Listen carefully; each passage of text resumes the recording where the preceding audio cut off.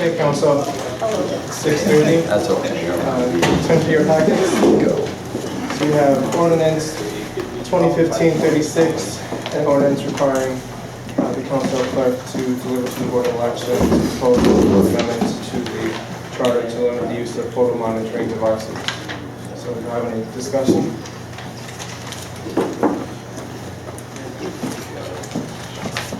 Does council want to entertain the vote tonight? Well, Yes. I'd like to ask Anthony to maybe withdraw or put to the committee because the voter's going to be confused. And I think we have a very important issue with the senior center. And if we keep the ballot clean and can explain one issue, I think that possibly we can get it passed and as close as it was. And I thought a lot about it, Anthony. The new council comes in, they can consider if they want to go. Most people don't understand what the ordinance means. To change the charter, still vote on it, and have an officer there, and veto high law. So this way we can put all our attention to the senior center. Because if we get that levy passed, there will also be some monies left for the general fund out of the levy for senior center. That way we just keep the ballot clean and go for one issue. Hopefully we get it passed. It's very, very important to save the senior center. That's my own personal opinion. I don't talk to anybody. So I ask you to withdraw or put it in the committee to the new council comes in and we take it up after September. Hey guys, how are you? That's your right. If council doesn't want to vote for it or support it, they can vote on it. So, obviously there's some mixed issues, and this is what I was getting at. You know, there's support, no support, so I say we vote on it and let the chips fall where they may. So does the council want to go on this evening? So we have resolution 2015-37. This is on its second reading. I'm going to be waiting for the numbers from Irene, and this will be a committee of the whole meeting for August 31st. Resolution 2015-38, as well as one on the second reading. We're waiting for the assessments. Resolution 2015-39 is on the second reading. Resolution 2015-40 is on the second reading. Resolution 2015-41 as well as on the second reading. Resolution 2015-42 is in the second reading. And then we have ordinance 2015-46. Tony, do you want to talk about this? This is a small parcel of land that Redi-Wash owns that has already been used by Norfolk and Southern. And I guess we're planning to go into the benefit and approve the sale of that's all piece of land consolidated with the railroad, and it was already transacted. So we're just Has to be approved tonight. It should be. I mean, they want to get on with their project. There's no reason that the public needs to know anything, you know, I mean, other than that, you know, I mean, it's a good thing for the city. Vote on it tonight. This is when we try suspending the rules. It's holding up the sale of, the same with the other lot, the lot consolidation is later on, it's the same thing, we're holding up the sale of the property if we don't approve it. We have ordinance 2015-47. This is another. Oh, that's what I'm talking about. Yes. We've been discussing, and I guess we had a housing committee meeting see how we're gonna dispose of the vacant lots that we have in our land bank, as well as the ones that are gonna be coming to us eventually through some of the demolition. The lots that are coming to us right now are, property that was torn down through the NSP funds. That was when Leslie was here. We applied for a grant, and there has been, I don't know what the number is, homes that came down. Those homes had to go through a tax foreclosure in order for them to be clean dirt and for them to come into our land bank, and now they're sitting there. And there are people that are expressing interest in purchasing the properties. So when we had our committee meeting, we talked about some of the criteria, which would be current in your taxes. You have to be a homeowner that lives in the home. You have to be adjacent to the property, which means on either side, not behind, so that that person doesn't end up spanning your yard between two houses.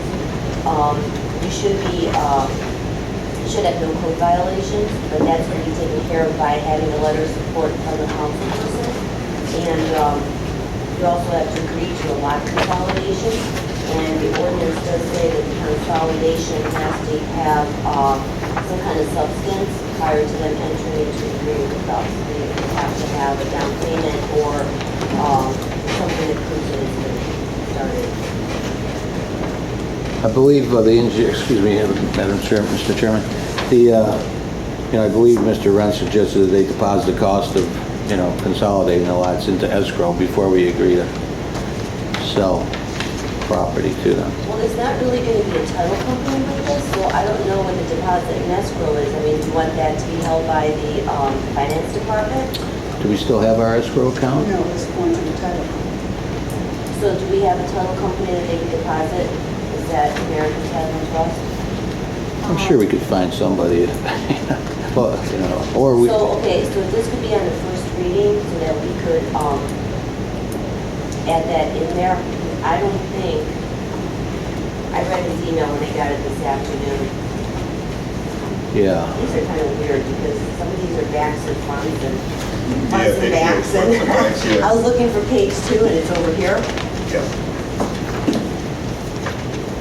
Okay, so when we get to section 2, item C, the owner shall agree at his expense to consolidate the lot with his existing property prior to the transfer of the lot and show written documentation to the city. You need to change that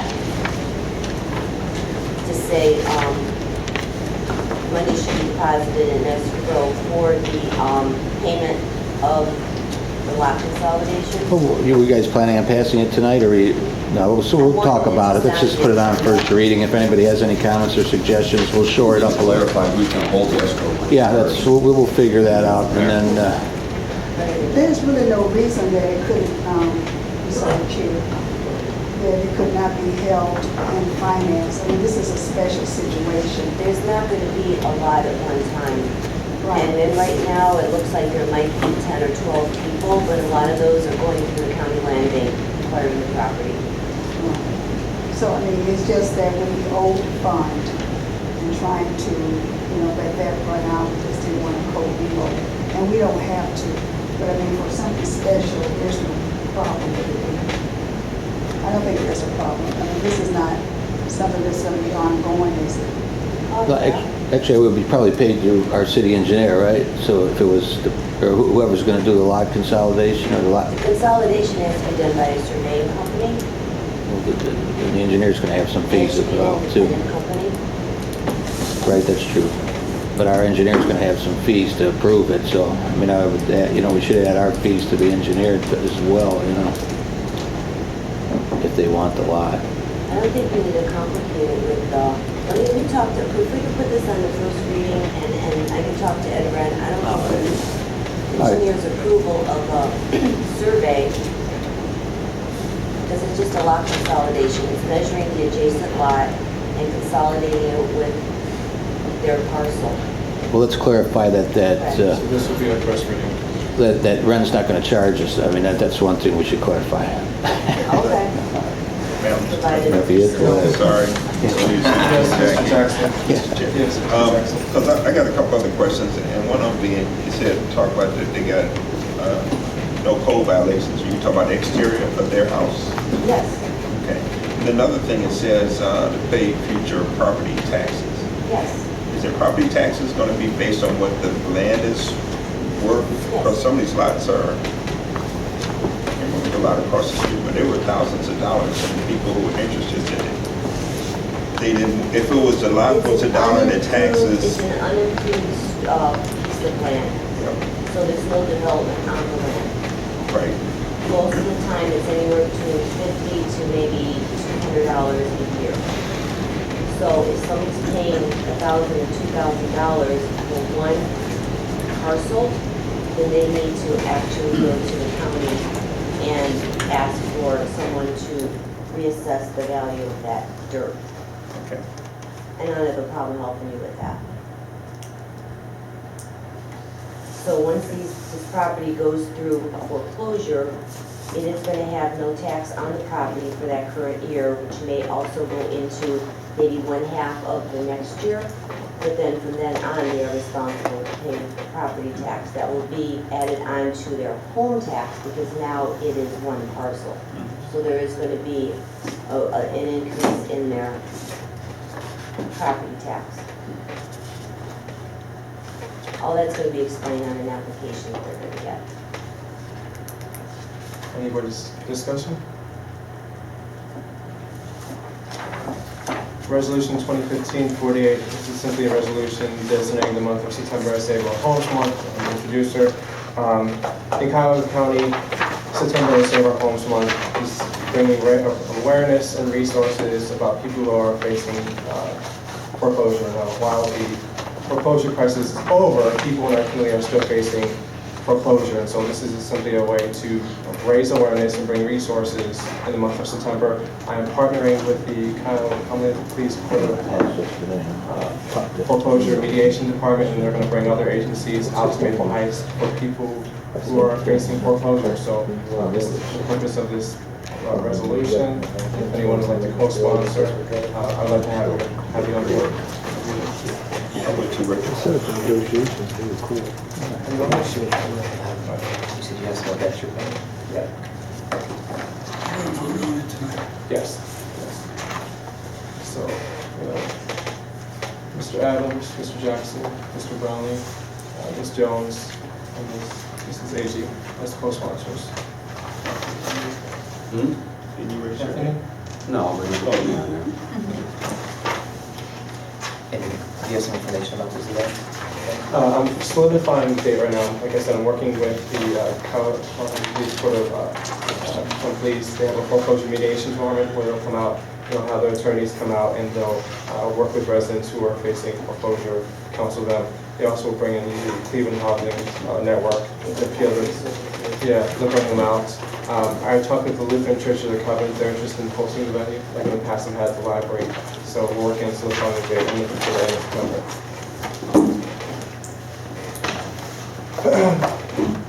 Ordinance 2015-49, an ordinance to amend section 244.04 of the Codified Ordinances of the City of Maple Heights, entitled Special Police and Clerical Help in Declaring an Emergency.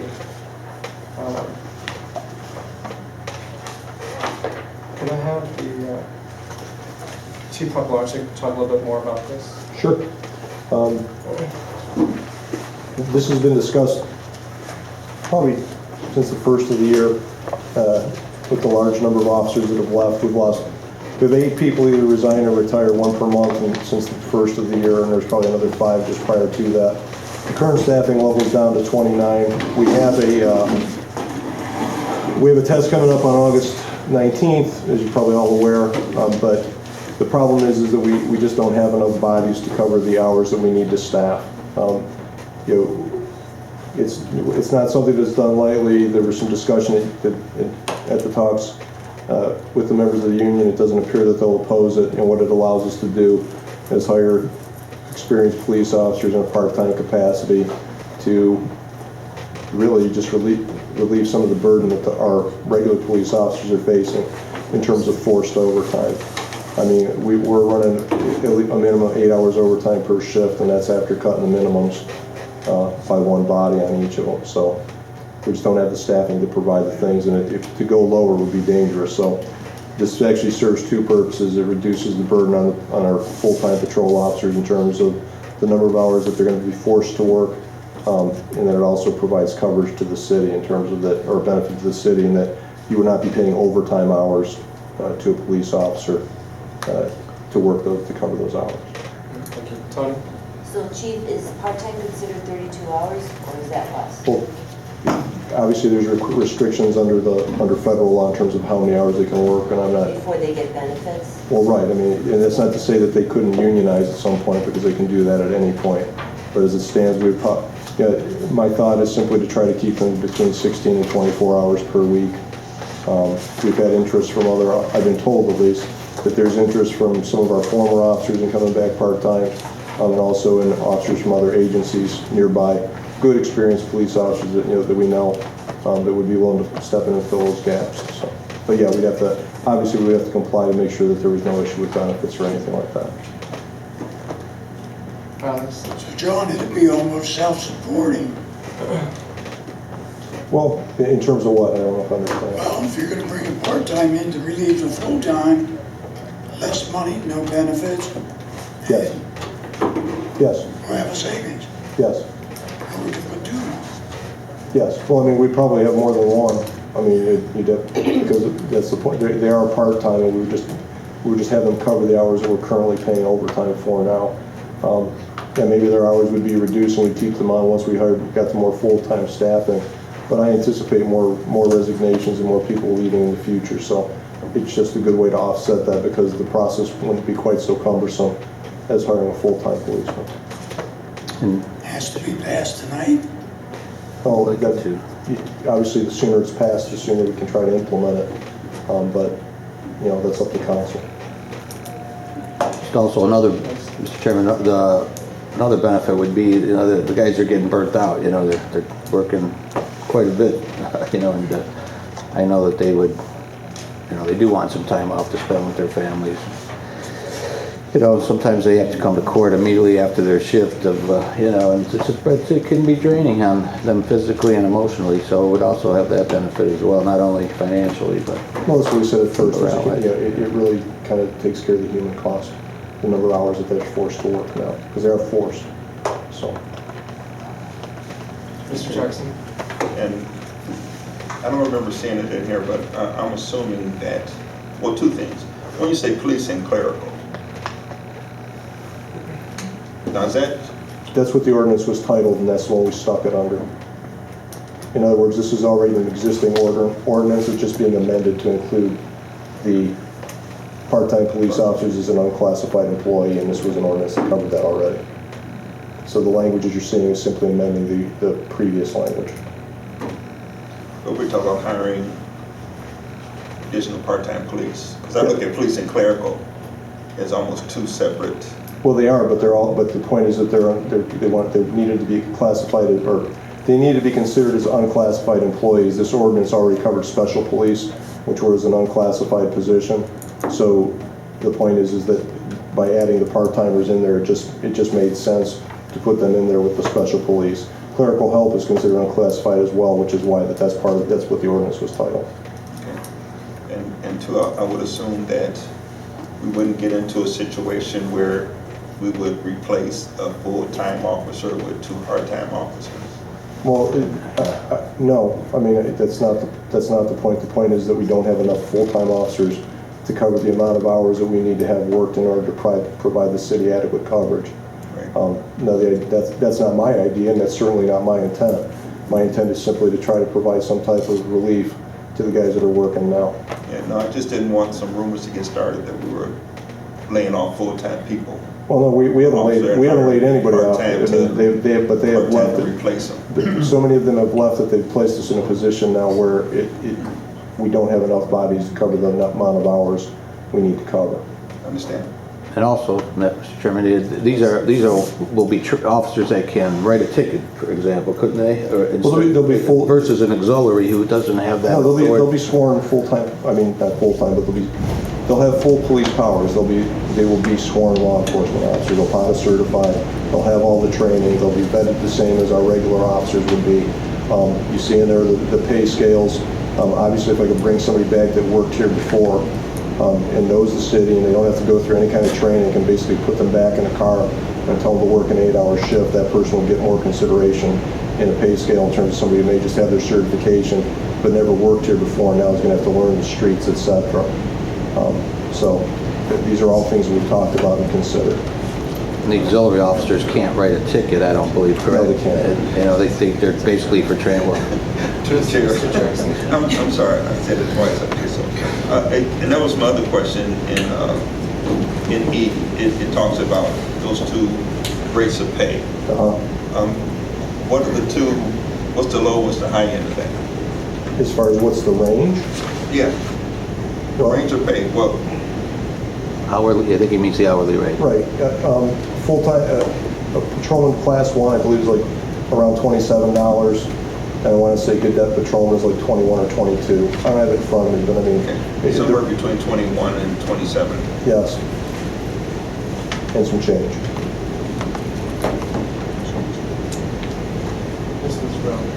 What was the feedback from the patrolmen? I haven't really gotten any, but like I said, when we talked about it initially, they said that they wouldn't oppose it. Whether that'll be the case once it's implemented or not, I don't know. Okay. I think that many of them have worked so much that I don't think it'll be an issue as long as we follow the guidelines that we're talking about now in terms of you don't try to hire 2 part-timers to take the place of a full-time officer. How many officers are we intending to hire? 4. At our current, are you talking about for part-time or for full-time? No, for full-time. We have 4 vacancies according to our budget right now. We're staffed at 33, we have 29. Obviously, that can change at any point. We just had a resignation last Friday and lost another one. So, I mean, yeah, I know other people that are on lists. I anticipate that we'll lose more before the end of the year. So, as it stands right now, it's 4, but it could certainly be more.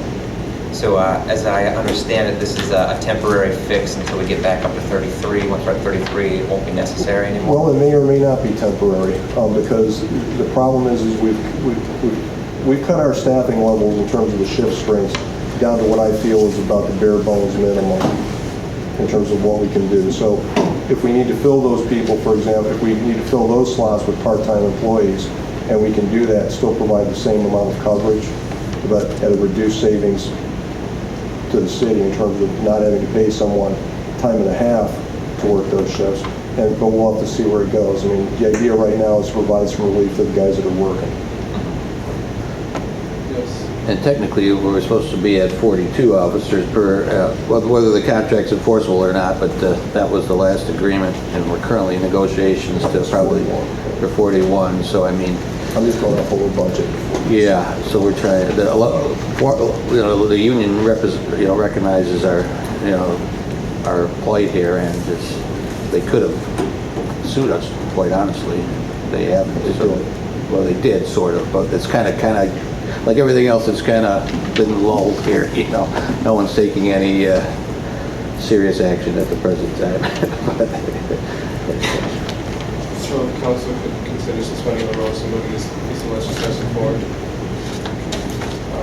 Resolution 2015-50 is a resolution authorizing the mayor to enter into a lease agreement for a 2016 Navistar GR Starr medium duty call ambulance for the fire department. Chief, do you want to speak to that? Sure. The fire department currently has 3 rescue squads. One is used as a backup unit and 2 frontline units. One runs out of Station 1 and one runs out of Station 2. The newest unit that we have is a 2010, and that was constructed with a refurbished patient compartment in the back to save on costs. The initial idea by the chief at the time was to buy a less expensive unit and turn it over more frequently in a 3 to 5 year plan. Due to the situations before us, we were not able to do so. Our call volume, the conditions that these trucks are out with the amount of rescue squad calls that we're running right now, these trucks are pretty much running all day. So all 3 of the units that we currently have are based on a Ford E450 chassis with the 6.0 diesel engine in it, which was state of the art at the time, which over time has proven to show that it is extremely unreliable engine, and it's costing us a lot of money, both in maintenance and repair.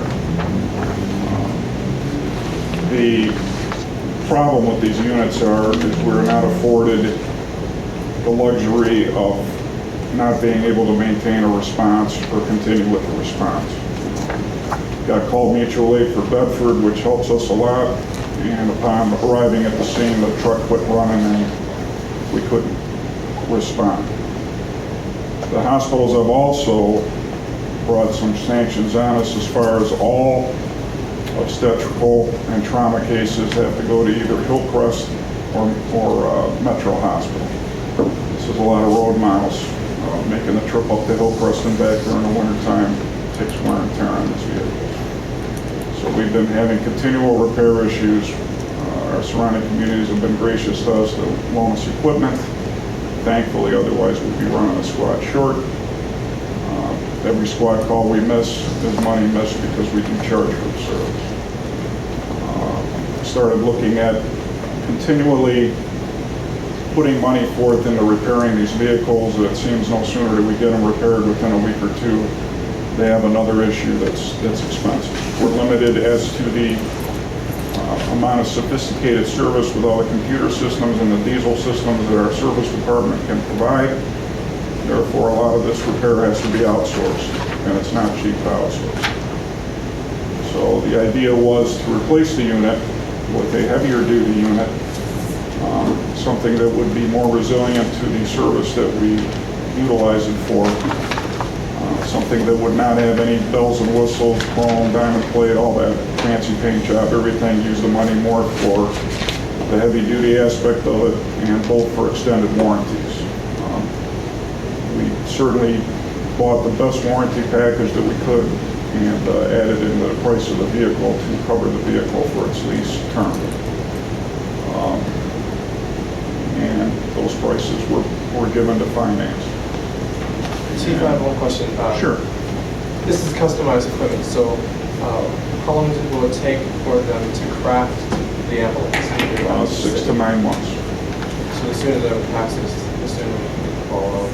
The other issue with the particular squad that I chose, International Harvester, which is the top-rated company for ambulance chassis right now. They're a heavy-duty truck manufacturer.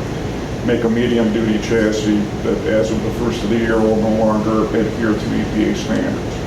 They will have to rethink and redo the chassis. It'll be delayed towards later next year with a considerable cost increase. There's approximately 100 of those chassis available nationally right now, and we tentatively have one on hold for us. So that would be an issue. We also looked at purchasing demo units. Unfortunately, the demo units are built with a lot of bells and whistles to show off their product, a lot more than what we need, and the units that we spec are actually less expensive than these demo units, so we might as well get a new one built to what we need. So that was the thought for that as well.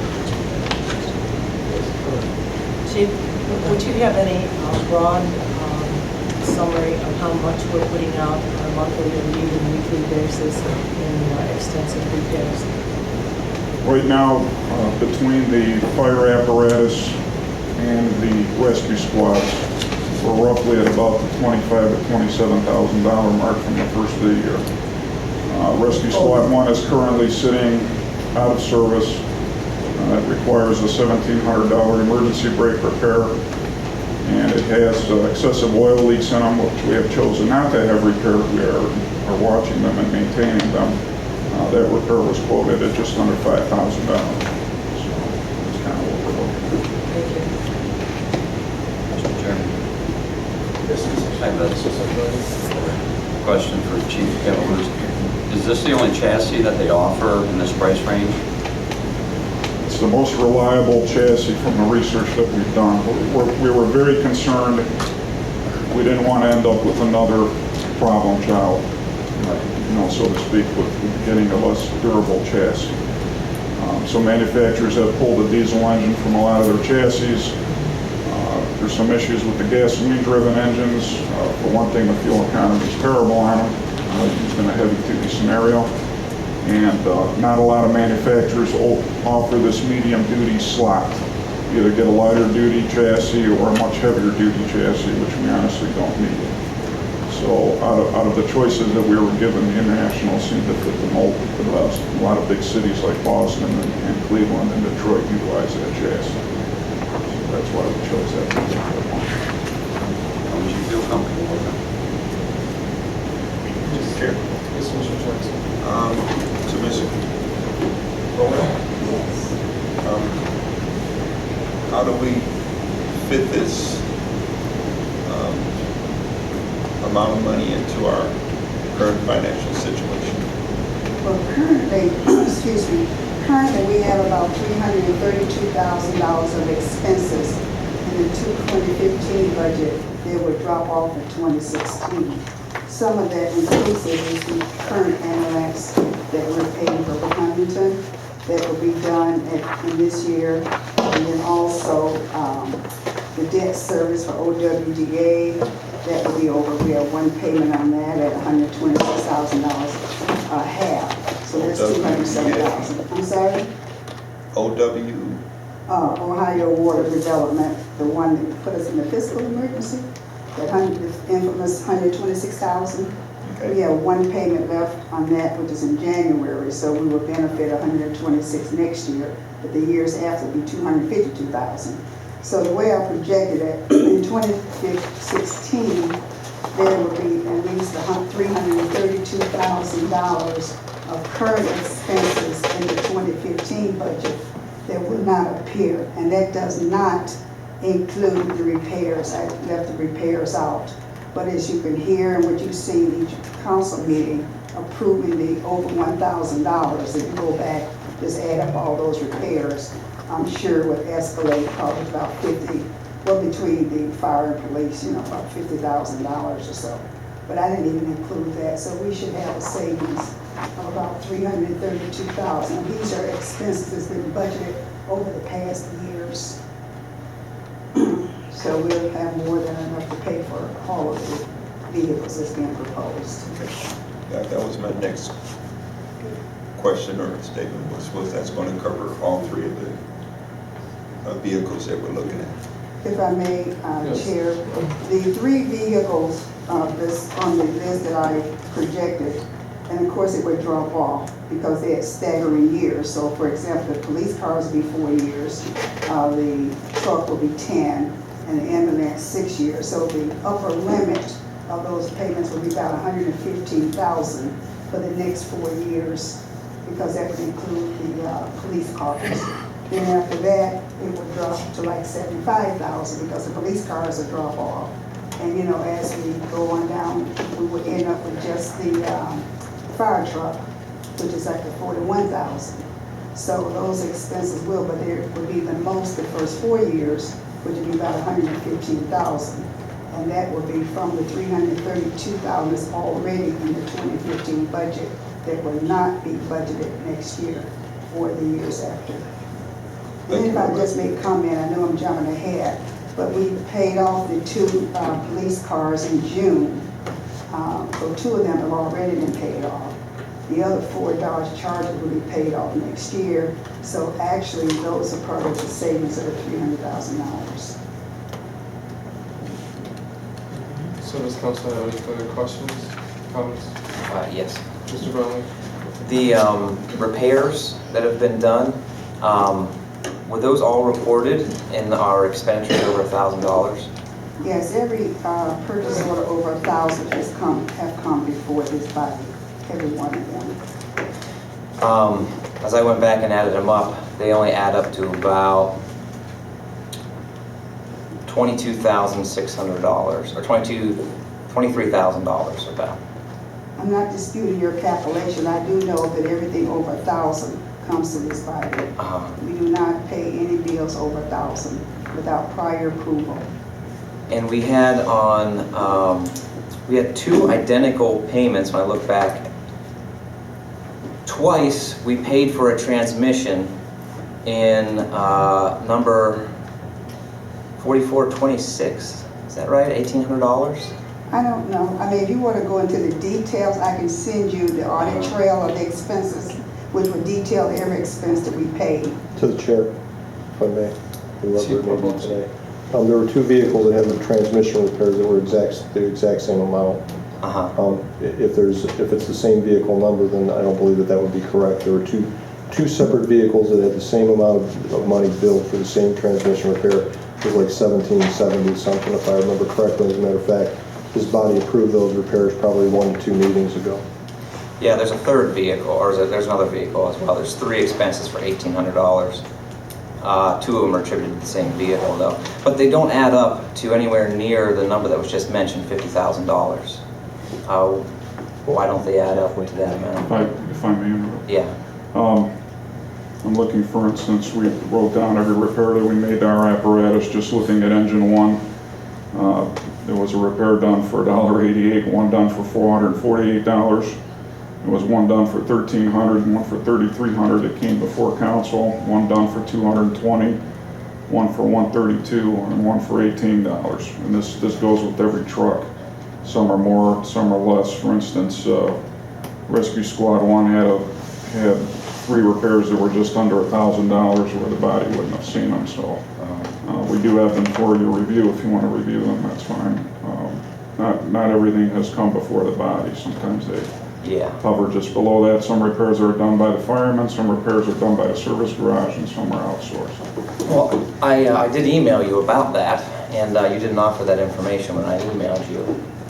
Is that something new? What did you mean? I asked you about the cost, how we're going to be covering the cost of this, and Ms. Kroll was saying it's from a savings from not fixing things. Is that what it's coming from? Because that wasn't what was said in the email. Email to me? No, I emailed both the chiefs, and they both said they didn't know where the money was coming from for Well, these. they probably, I'm sorry, Chairman. They probably did. I'm the finance director, so I take care of all the financing, forecasting, and other financial matters. Basically, what they went out, they asked if we would have monies to support this before they brought it before the body. And I said, yes, they wanted to search for the equipment, which is their responsibility. I was looking at the projection on whether or not we could pay for it. If we could not pay for it, it would not be before this body. Well, that's been said before, and it's proved to not be true. Well, So, this is why the questions are being asked. With the OWDA, you said that's going to drop off next year. We don't plan to borrow any more money. It's not on the horizon. All we can do is look at what we have currently. So council, let's see if we can suspend the rules and move this piece of legislation forward this evening. Resolution 2015-51 is a lease for the mayor to enter for an agreement for 2016 Ford Explorer Utility Interceptors for the police department. Chief, do you have anything you would like to add to that? Well, I had a round of email exchanges with Mr. Brownlee and Mrs. Brownlee regarding these vehicles. There was questions brought up in terms of why we were selecting the Ford SUV as opposed to other vehicles. The relative cost per vehicle is actually $120 less with the all-wheel drive option with Dodges. We've had a number of issues with the Dodges. We really don't want to get back into those. With the lack of service department personnel, the all-wheel drive gives us an opportunity then to go up the unplowed streets in the wintertime to respond to calls. There are other options. The question was brought up about the Chevy Impalas, a small vehicle, and actually they stopped making them or offering them as a police package for a brief period of time this year, according to the rep that we spoke with. But for us, I mean, as far as the analysis goes, the gas mileage is roughly the same. I'm relatively certain that the maintenance issues aren't going to be, well, hopefully they'll be much better than what we've experienced with the Chargers. There's more remit for the officer and the people that we have to arrest, which sounds like nothing maybe perhaps to this body, but reality is simply if you can't fit people in the back of your car, then you have a problem with transport. And we've seen and experienced that with vehicles like the Terrs and some of the smaller products that are out there. In the end, to Mr. Brownlee's point, when he asked me the question of how we pay for these, I don't know. Okay, I'm not the finance director. It's not my business to know how we're going to come up with the monies. I'm simply relating to this body as the director of the police department that we're in dire need of vehicles. I have 3 vehicles over 100,000 miles. I have another one with 96,000 on it. okay? And they're constantly going in for repair or breaking down. We blew a radiator on one yesterday, and they're not safe to drive at that point in pursuit conditions. So if we don't have the money, I understand, but I'm also pointing out to you that if we don't have some type of vehicle, we'll be walking the calls. So that's where we're at. So do whatever you feel is best and whatever you think is appropriate. But these are the selections. We're certainly not trying to gouge them. We're not asking for Cadillac Escalades. We're just asking for Explorers, which are, quite frankly, are a vehicle that many area agencies here have chosen and selected and you can currently use. So I'm relating to you as the director. This is an issue for the police department. Do what you like, but thank you. And one more comment? Mr. Chair, Chief, do we have any service animals, police dogs? No. And I rose that question, remembering back to an article that was a story that happened earlier this year. I think we talked about it, where an officer was attacked outside of his car, and he had a police dog in the car, and he had a push button on him that he could release the door. I was just going to ask if we was going to get at least one vehicle that had that option. Right. We don't have any police dogs. We won't have any police dogs probably as long as I'm here. And it's not that I'm not in favor of them, but the problem is there are issues involved in terms of the man hours that you have to work that are required under federal law. You have to give the officer 4 hours per week care, just time off to care for the animal. There's expenses involved, some of them which are offset by donated veterinary services. But with our current staffing levels and what we do, could we use a dog? Yes. But at this point, we have enough problems having people on the road to get the calls. It doesn't seem cost effective to take somebody off the road 16 hours per week or per month just in order to have the luxury of a police canine. So, yes. What happens at the end of the 4-year lease?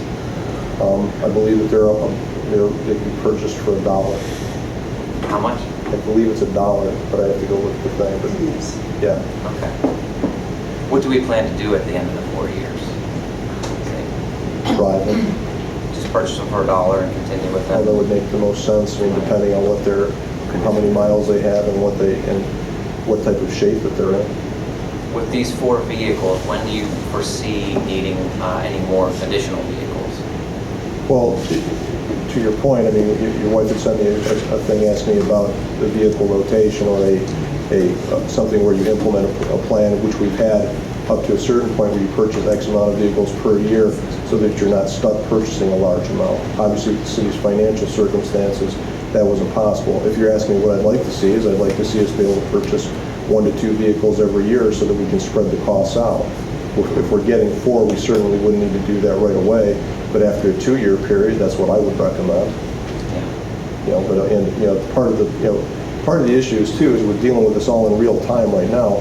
I mean, I anticipate, or at least would hope, that the city will move forward financially to where things will get better, and perhaps some of this won't be an issue. Whoever the new mayor may be, and whoever the new bodies of council are, that should be their main focus. So, what do you expect? We're entering into a lease for 4 vehicles. When do you expect needing more vehicles? I think I just answered the question. When do you expect to require more vehicles? When do I expect when the next vehicles break down that we can't drive them anymore? So You got how my many email. vehicles do you need to drive at any point in time usually? Well, we have 6 officers on a shift with 1 2-man car and 3 to 11. We run 4 vehicles on the other shifts right now. Okay. As you know from my response, I mean, we have the other vehicles are 2010, 2011. We'll nurse along what we have. We'll replace the older ones first, of course, but there's still 2 2013s. So practically speaking, probably within 2 years, we'll need to replace vehicles, at least 2 more. So council, let's try suspending the rules tonight. And moving on to resolution 2015-52, resolution for the mayor to enter into an agreement for a pumper truck for the fire department. Chief, do you want to add anything to that? The newest pumper truck that we have is 2002. At the time these trucks were purchased, we were also running the department a little bit differently. We were running an aerial ladder truck, which had a lot of compartment space and a lot of additional equipment. Some of that equipment we had no choice to no longer use and rely on mutual aid for as far as the ladder truck concept goes. Some of the equipment we have no choice, we need to carry. The only truck that we have that can currently do that sufficiently is engine 1, which is a 2002 Sutphen, which is stationed out of Station 1. The other two pumpers are smaller trucks with limited compartment space. The one truck that is running out of Station 2 is still in decent shape. The other two trucks, one is 20 years old now, and the other one is getting to the point where it's going to need major repairs. It's getting to the point now where it's 8,000-9,000 engine hours. It's going to be 80-some thousand miles. You're going to start getting involved in axle repairs and transmission repairs and engine overhauls, which the truck would more than suffice being a backup unit. But if we continue to run it as a front row unit, it's not going to last very long. The truck that we expect is roughly about $100,000 less than what the going trucks are that these cities are purchasing. We also looked at the oldest truck, which we will probably be liquidating when we buy this truck, and took as many parts off of that as we could that are still usable and saved a substantial amount of money. We also looked at the way that we've been running our apparatus and some of the systems that we've had on them, and reevaluated them and eliminated some of them, and saved close to $30,000 in doing that. So again, this will be a no bells and whistles truck, heavy duty, made by a manufacturer that we've had good luck with. That's here in Ohio and Columbus, and has also had an increased warranty package put on it to cover the truck. Any questions from council? So this truck suspending the rules and moving forward. Resolution 2015-53 is a resolution authorizing acceptance of the safety grant EMT. Fire department chiefs, do you want to add anything? Expand on that? Just, you know, we've been going after every grant that we possibly can. FEMA has grant packages for the fire department that are extremely important. One of the biggest issues that we have on the department is staffing right now. We worked, Dan Sykman and myself worked on this grant program, and we're very pleased Friday when we were awarded it. The grant writer that we use, this was the biggest grant that she has written that was awarded to any people that she has done work for. So I'm hoping that with this grant, and currently we would be able to restaff Station 2 back to its capacity of 4 people. We reduced the days, or the firefighters allowed off each day from 4 to 3. This would bring us back up to 11 per shift from the 9 that we are now. With that additional person not being off every day, that would take us down to 8, which we would be able to staff each station with 4. I could have asked for more. I didn't want to get greedy with FEMA, and you know, this was certainly a big grant for them. And I also thought with pending retirements and the like, that we could hopefully absorb these people after 2 years if we could not figure out a way to retain them or get another grant to extend their retention to FEMA. So that's why the choice was made for 6. Congratulations. Yes. Yes, Ms. Crawford. Chair, if I may add, this has to be approved within 30 days from the award, so I think it's imperative that we hopefully get this body acted on it tonight. Because it's going to be 30 days, right, the acceptance. Right, and the 180 hiring day limit has also started ticking from Say it again, Friday. too. The federal government gives you 180 days to hire for the grant. And as soon as that hiring is done, the 2-year clock starts ticking. So the longer we wait, shouldn't be a big deal to put on 6 people, but it is an endeavor. So let's suspend the rules this evening with this piece of legislation forward. Finally, we have an addendum 2015-54, an ordinance authorizing the lot consolidation of parcel property at 19,950 Rockside Road. John, did you want to say anything? It was the one we talked before earlier. I think Tony explained it, didn't you? this is drive time. Okay, this one's drive time. Remember, drive time decided to expand by acquiring Honey Baked Ham, and planning and zoning approved it, so they were requiring that they consolidate the lots. And planning did approve that. And it is holding up the sale of the property, although they're moving along, but they haven't closed yet. So let's move this forward this evening. And with that, are there any announcements? That's it. That was the agenda. That's the agenda. We do have a presentation tonight, as long as they're there. We hope we can go, yes. We also have the, we had a little bit of confusion. I'm sorry, Richard, is that here?